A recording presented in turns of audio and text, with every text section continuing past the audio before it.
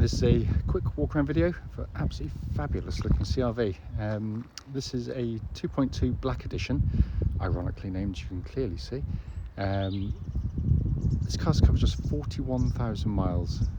It's absolutely superb car, very well looked after.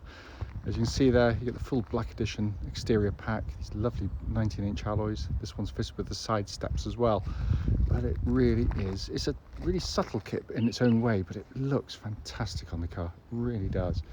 Going around the car for you, lights and lenses are clear and intact without any cracks or condensation in them at all. Bonnet of the car, very, very clean, only the odd microscopic stone chip there. Near side of the car, lovely and smooth in the panels, really, really clean.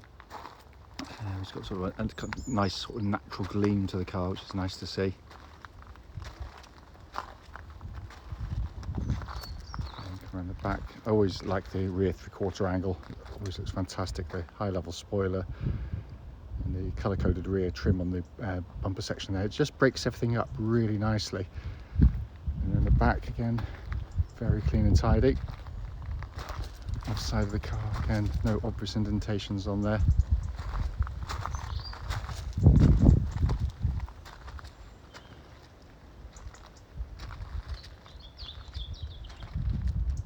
Really has been kept very well. There will be the odd light little mark or touching done over the years, but for a car that's now 8 years old, it's in super condition in all honesty.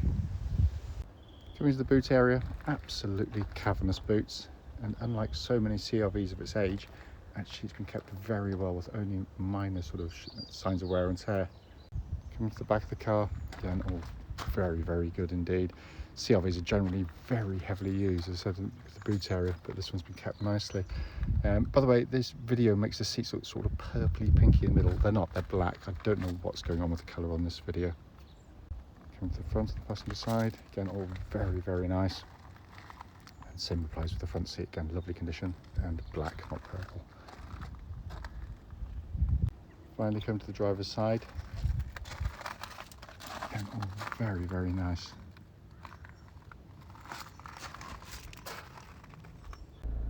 So inside the car now, as always, the engine's running this section, so dashboard can be seen illuminated, and dashboard is in super condition again.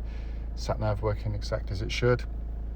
If I just pop the car into reverse there, that lovely clear parking camera, again all working exactly as intended.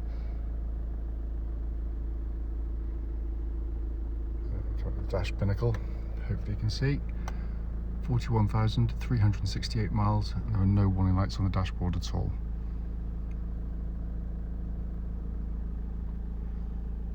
Finally, just to show you, owner's manual pack and lock wheel nut key, both here and present with the car. And then this is a quick road test video, and this is for a Honda CRV. It's a 2.2 Black Edition car. Car's registered rather, LO64HBZ or HBL, I can't read my own writing, with a mileage of just 41,368 recorded. The reason we do all of our videos, and as I always say, especially this road test section, is to ensure if anyone is looking at any of our cars online, they actually get to see the car we're advertising in operation, and it is the very car in question. Reason is simple. Like far too many people, we've been to see cars which have looked absolutely fine in photographs and descriptions, but only to get there and find out there's an obvious fault that shows up whilst driving the car. So hence that's why we do it. Also done on these lovely, quiet country roads in this beautiful part of Gloucestershire, and this actually forms part of the road test route we take our customers on. So hopefully then we'd be representative of what you'd feel yourself should you be offered a test drive in the car. So coming to the car, these are absolutely fabulous vehicles. Engine starts instantly of course and settles to a smooth, even idle. There's no warning lights on the vehicle at all relating to the engine or any other part of the car, and temperature gauge is running into third, which is exactly where it's meant to be on one of these cars as well. The engines are brilliant units. I always say with the 2.2s in particular, the problem with a lot of the competition is when they use like small capacity engines, they can make you feel like they're quicker than they actually are. So when you get in them, they actually give you plenty of punch and think, oh that's good, but they've got a very short, narrow power band, so they, not a lot, then loads, and then it dies away. This has got power and torque from tick over virtually all the way through to its red line, and it's all usable. That's the difference, and all accessible because the engine is so sweet revving. Absolutely beautiful engine, it really is. For a diesel, it's, when you're on the move, you obviously know it's a diesel, especially at sort of low RPMs and first and second gear. But other than that, it could just be a petrol engine. It's that smooth. Engine then feeds into the clutch and gearbox in the car. Clutch in the car, smooth, positive, bite point exactly where it's meant to be, so all fine there. Gearbox is sensational, really. For this type of car, it's miles better than anything else in its class. First of all, position of the gear lever, the hand just falls naturally to it. It's not down here going backwards and forwards. It's a natural plane of movement where you move your arm and hand. And Honda want all its controls to have a really lovely tactile feel, especially its primary controls, so things like the pedals, the steering wheel and the gear lever itself should all feel machined, engineered, kind of almost heavy in a nice way. And this gear change is sensational. It's short and throw.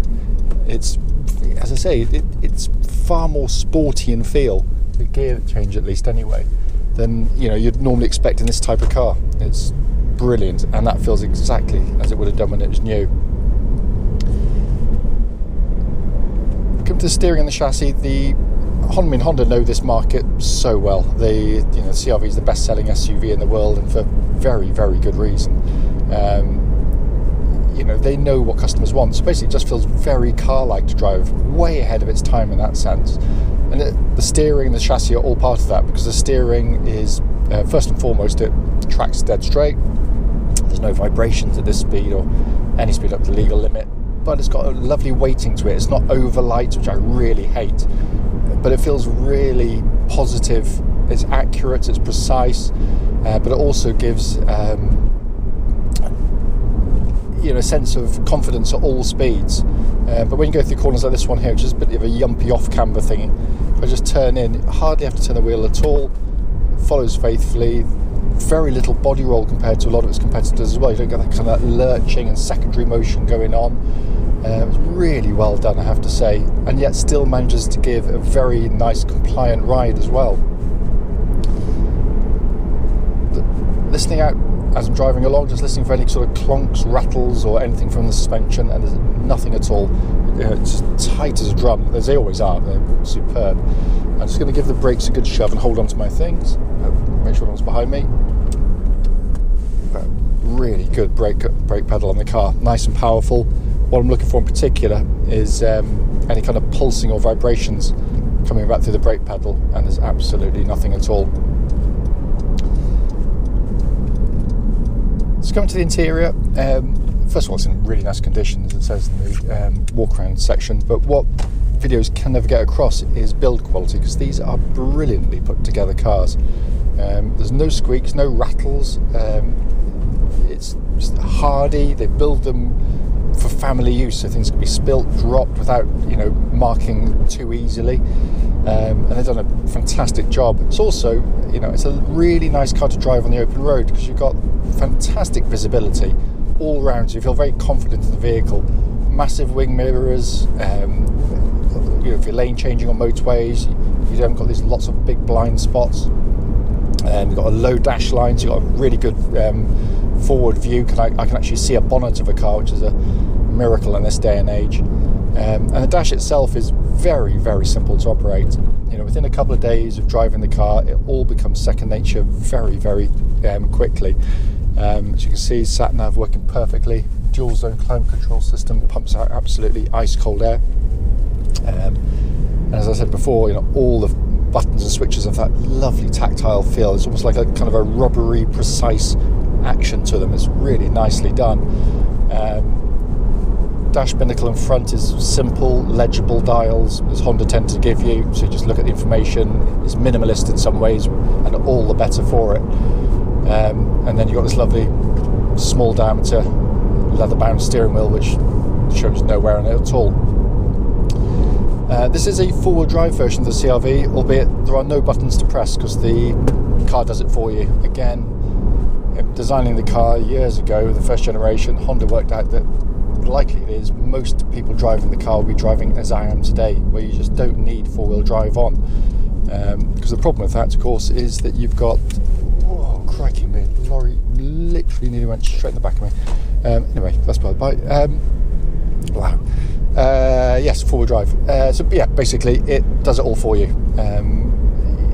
Unlike its competitors, which will be running four-wheel drive permanently, or a lot of them of this era, that unfortunately means you're going to get through your tyres more quickly, you're going to use more fuel, and you put more mechanical stress through the car. The way this works is genius, really. It just works via the traction control system. So the front wheel drive pretty much the whole time, most efficient way to pull a car along, and that's if you lose grip on the front wheels, you're pulling away on snow, ice or mud or something, it instantly brings in the rear wheels to give you four-wheel drive. It's absolutely brilliant. As I said at the start of the video, point just to show the car in operation, drives absolutely perfectly.